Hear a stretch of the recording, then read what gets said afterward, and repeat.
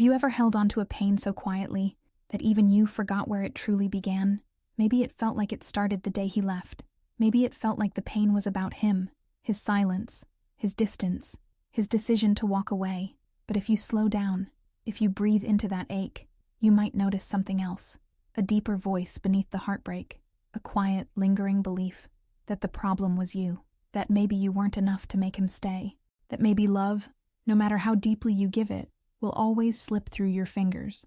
Louise Hay once said, "The only thing we are ever dealing with is a thought, and a thought can be changed. But some thoughts don't feel like thoughts anymore. They feel like identities. They cling to your skin like memories, like shadows that follow you into new mornings. And the most painful of all is this one: I'm not enough." That belief doesn't scream. It waits. It waits in the silence after the message never comes. It waits when you replay the last conversation, hoping to hear something different. It waits when you wonder if maybe suffering means the love was real. But what if it doesn't? What if your pain isn't asking for him to come back, but for you to come back to yourself? What if it's not about being chosen by someone else, but about remembering the parts of you that you abandoned, just to be loved? There's a hidden reason why the pain stays. It's not about the man. It's not about the ending. It's about what you've been carrying inside, often since childhood, that was simply reawakened by his absence. And sometimes it hurts more because it feels like a confirmation of every rejection you never healed from. That's the ache. The ache of feeling like your value was tied to someone else's presence. Like you only mattered when someone stayed. Like love, to be real, had to be proven through suffering. But here's the truth that could change everything. This pain, this sharp, aching void, isn't about him. It's about a belief that isn't yours to carry anymore. Brené Brown reminds us, the deepest vulnerability isn't loving someone. It's being whole, even when they choose to leave. That's where your healing begins. Not in making him return, but in choosing to no longer abandon yourself. So let me ask you, what if this pain is hiding a truth that no one ever taught you, but one that could finally set you free? It's easy to believe the pain is about him, that it's about the way he left, the timing, the coldness, the unanswered questions. But when the noise quiets down, when the anger softens into sorrow, what's left is something much more personal. It's the feeling that his absence echoed a much older silence, the one you've kept inside for years. Because the truth is, his departure may have triggered the wound, but it didn't create it. The real hurt is the one you've carried long before him, the one that whispers, "I must not be worth staying for," the one that was planted in moments where you needed to be seen, to be chosen, to be loved, and you weren't. His leaving wasn't just about him. It reactivated something deeper, the pain of abandoning yourself every time someone else did. And that's where the wound becomes confusing. Because it's not just grief for a lost relationship. It's grief for all the times you silenced your own needs to be enough for someone else. All the times you stayed small, stayed silent, stayed sweet, just to be loved. And when he left, what hurt most wasn't just the loss of him. It was the reflection it showed you, that maybe you've been leaving yourself behind for much longer than he has. But pain like this has a strange honesty. It doesn't lie. It doesn't pretend. It reveals. It shows you where you still believe you're not worthy of your own presence. It shows you where love became conditional, where your value became negotiable. And it gently asks, when will you come home to yourself? That's the beginning, not the forgetting, not the moving on, but the remembering that before he came, before anyone came, you were whole.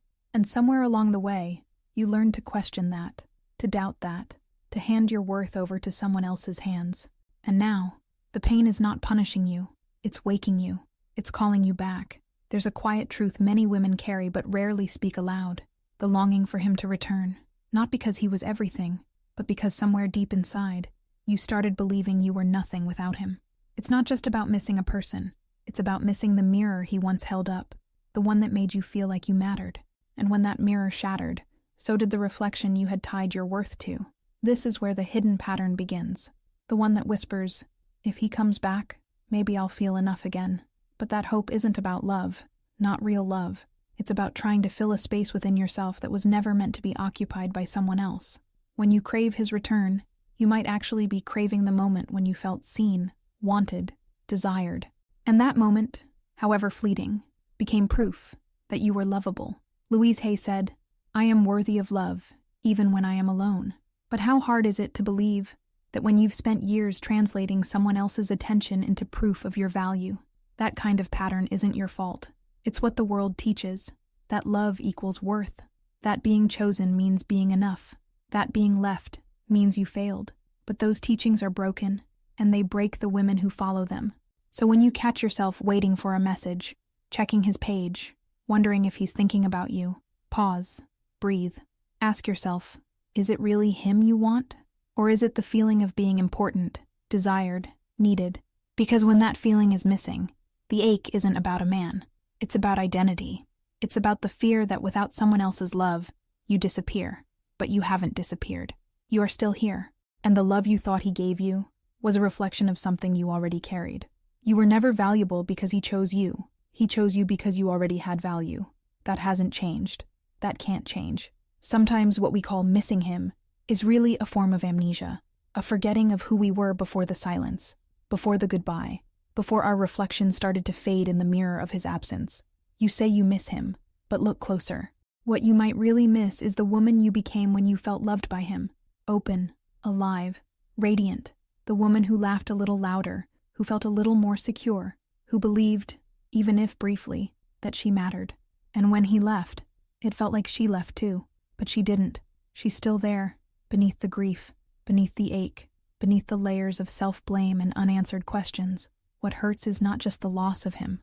What hurts is the distance you now feel from the part of yourself that once felt lovable. That's the true confusion. It's not about the man.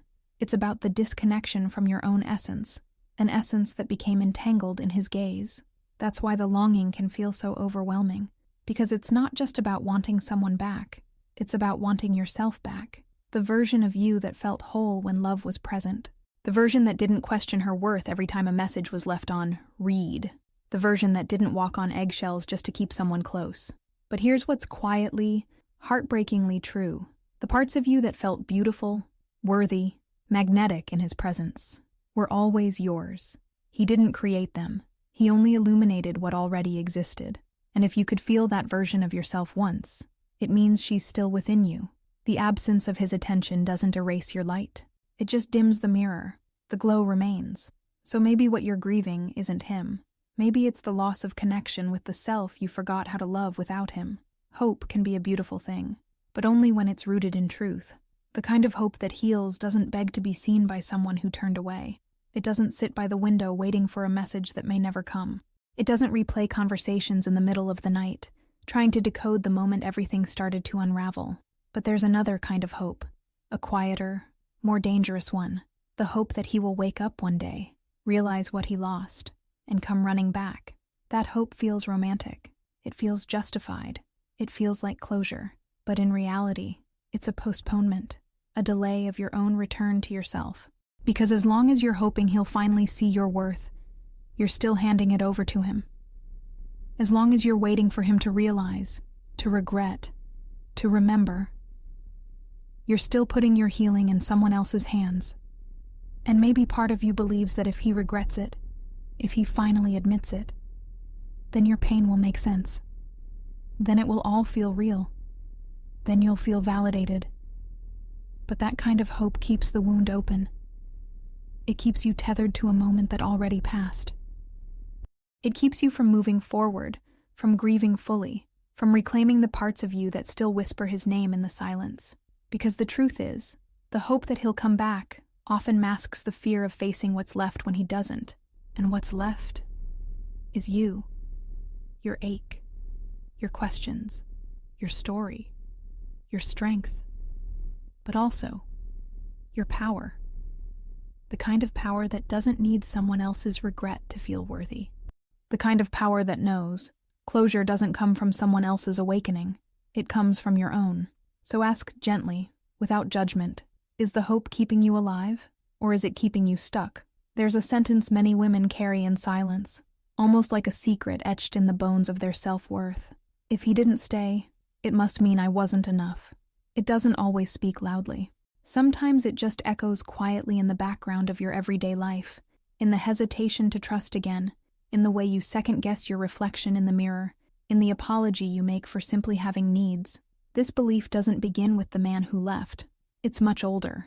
often born in moments of childhood where love felt conditional, where affection had to be earned, where your tears were too much or your silence was misunderstood.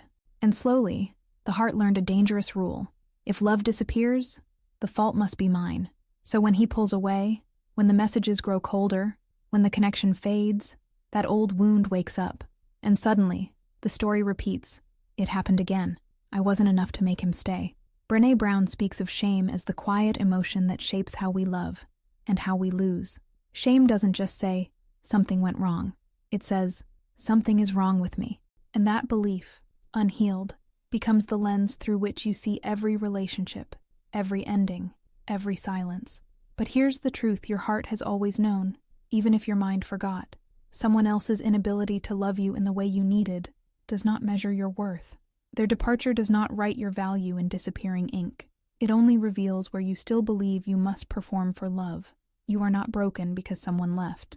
You are remembering a pain that asked to be healed long before he arrived. And healing begins not by proving your worth to someone else, but by questioning the voice that ever made you doubt it in the first place. There's something deeply vulnerable about standing in front of a mirror and looking into your own eyes. Not to check your reflection, not to fix your hair or examine a wrinkle, but to truly see yourself. The woman who has survived so much, loved so deeply, and still wonders if she is enough.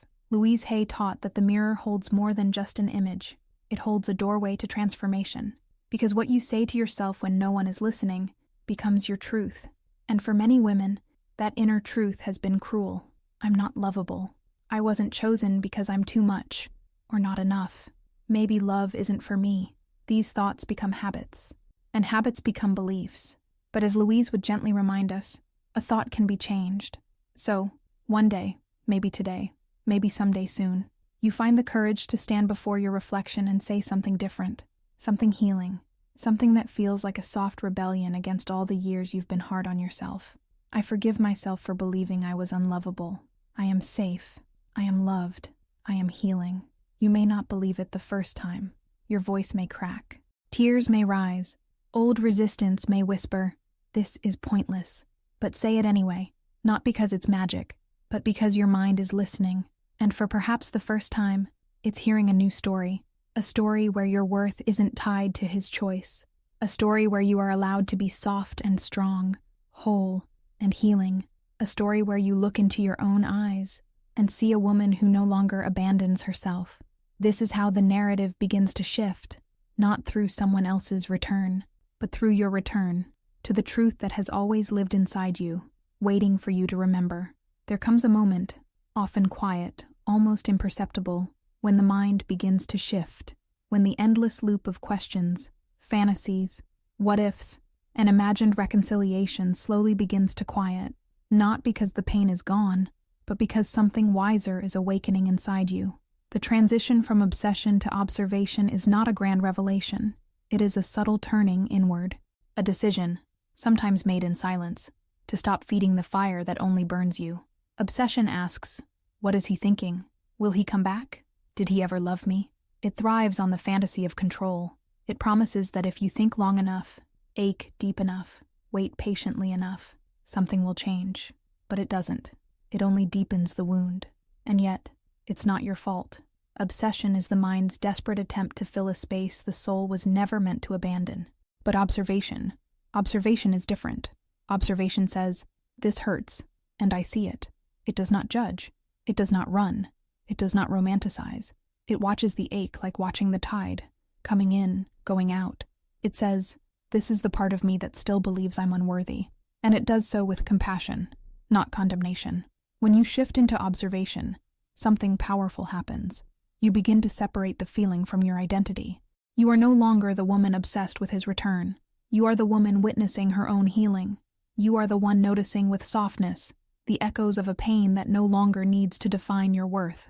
And in that space of sacred witnessing, healing begins. Not because he changes, but because you choose to see, truly see, the parts of you that have been waiting not for him, but for your own presence. There's a moment that doesn't arrive with fireworks or dramatic closure. It often comes in silence, maybe while folding laundry, driving alone, or standing under the shower. It's the moment you realize you don't want him back anymore, not because you hate him, Not because the pain is gone, but because the part of you that kept hoping finally softened. And in its place, something stronger grew, the desire to return to yourself.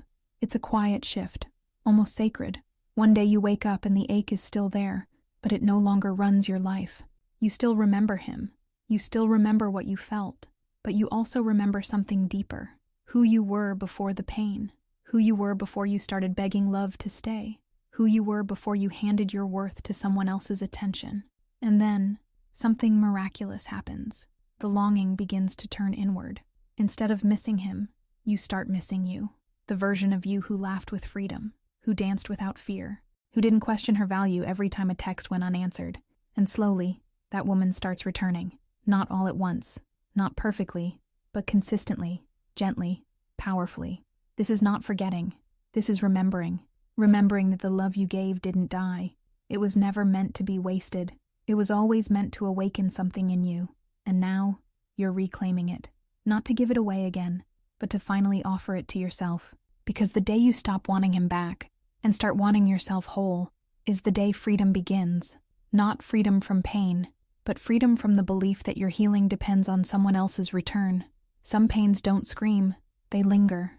They live in quiet corners of your day, in the sigh you don't explain, in the pause before answering, "I'm fine," in the way your smile doesn't quite reach your eyes. This kind of pain is patient. It doesn't demand your attention, but it refuses to disappear. And after a while, you begin to wonder, what's wrong with me? Why am I still hurting? Louise Hay would offer no judgment here.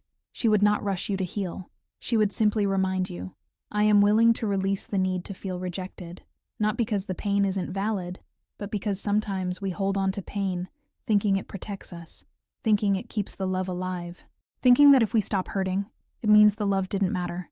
But that's not true. Your pain does not prove that the love was real. Your presence does. Your depth, your vulnerability, your ability to feel, that's what made it real.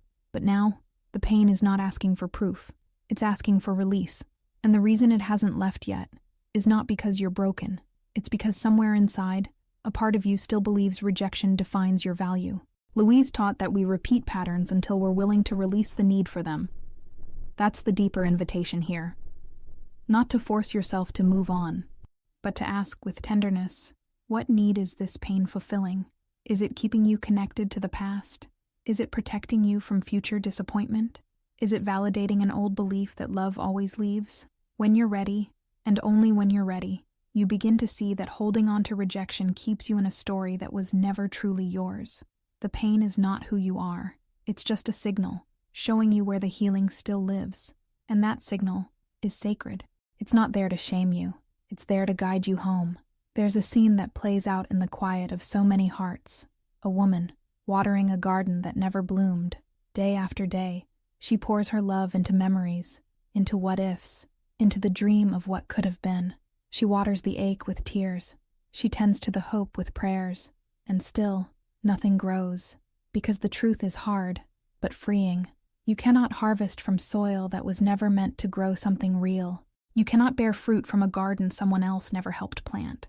And yet, you stayed. You stayed because the love felt sacred. You stayed because your heart is loyal. You stayed because letting go felt like giving up on something that once made you feel alive. But now you're beginning to see. You see that the garden wasn't yours alone to grow. Love, real love, requires presence. It requires planting, tending, showing up when the weather turns. And if he didn't stay to build it with you, then perhaps it wasn't meant to flourish there. This doesn't mean your love was wasted. Not at all. It means your love was real. But now, it's time to redirect it, to place it back into soil that can hold it. And that soil is you, your heart, your future, your becoming. Because here's what's quietly revolutionary. The same energy you once gave to longing, to remembering, to hoping, is the energy that can now feed your own growth. You are the garden. You are the roots. You are the rain. And the moment you stop waiting for him to show up with seeds, you realize everything you need to bloom has been inside you all along. At the end of it all, after the tears, the questions, the late nights replaying every word, a deeper truth begins to rise. Not loud, not dramatic, but steady, grounded, soft. It says, you were never less than enough. Not then, not now, not ever. Louise Hay once wrote, I now choose to rise above my old beliefs. And that's the invitation here. To rise. Not by forgetting what happened. Not by pretending you weren't hurt. But by seeing that the pain didn't come to define you. It came to reveal what still needed your love. Not his love. Yours. Because that belief, the one that said you needed someone to choose you, to stay, to call you beautiful, to feel complete, that belief was never yours. It was borrowed, inherited, whispered into your heart when you were too young to know the difference between truth and fear. And now, with gentleness and grace, you're learning to give it back. Brené Brown reminds us that emotional courage begins when we honor our scars, not hide them. Your scar is not a flaw. It is proof that you felt deeply, loved fully, and survived something that tried to make you forget your worth. But you didn't forget. Not completely. Because here you are, still seeking, still listening, still healing. And maybe the greatest healing doesn't come from closure. Maybe it comes from awakening, from finally seeing that the return you've been waiting for is your own. So let this be your moment, not of forgetting, but of remembering. You are enough. You always were.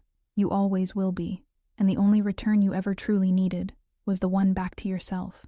If this message touched something inside you, you're not alone. This space is for women like you, who feel deeply, love bravely, and are learning to come home to themselves again. Subscribe if you haven't already, and share this message with a sister who might need to hear it too. And before you go, there's another video waiting for you on the screen right now. It's a continuation of this path, a deeper step into your healing. Click it when you're ready. Your journey isn't over. It's only just beginning.